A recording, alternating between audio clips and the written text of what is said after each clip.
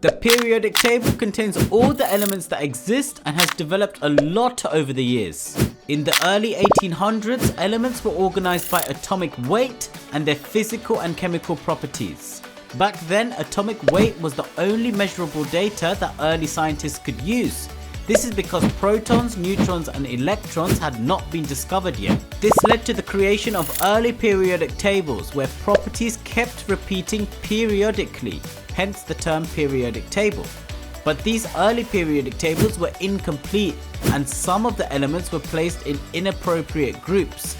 This is because scientists were placing them strictly according to their atomic weights. But in 1969, Dmitri Mendeleev improved these earlier tables by arranging the 50 known elements at the time by atomic weight and also based on their properties. He did not force elements into groups that didn't fit the patterns. Instead, he made two changes. The first was that he left gaps for elements that he thought would fit the groups but had not been discovered yet. So for example, he predicted the existence and properties of an element that did fit a gap and called it Eka aluminium. And this was later discovered and we now call it gallium. The second change that Mendeleev made was that he changed the orders of some of the elements, even if their atomic weights didn't fit the order. For example, iodine should be placed before tellurium in the periodic table if it was arranged by atomic weight. But Mendeleev switched their orders because he found that iodine's properties were more similar to the other elements in his column if it was placed after tellurium. These two types of changes turned out to be the right thing to do. This is because the elements he left gaps for were discovered later and fitted the patterns he had predicted. As well as this, the discovery of isotopes in the early 20th century confirmed all his decisions not to place the elements in a strict order of atomic weight, but instead to also account for their chemical properties. This is because isotopes have different masses but they have the same chemical properties, so they occupy the same position on the periodic table. So eventually Mendeleev's periodic table developed into the modern periodic table that we use today. It's based on increasing atomic number instead of atomic weight, and it shows repeating patterns in properties.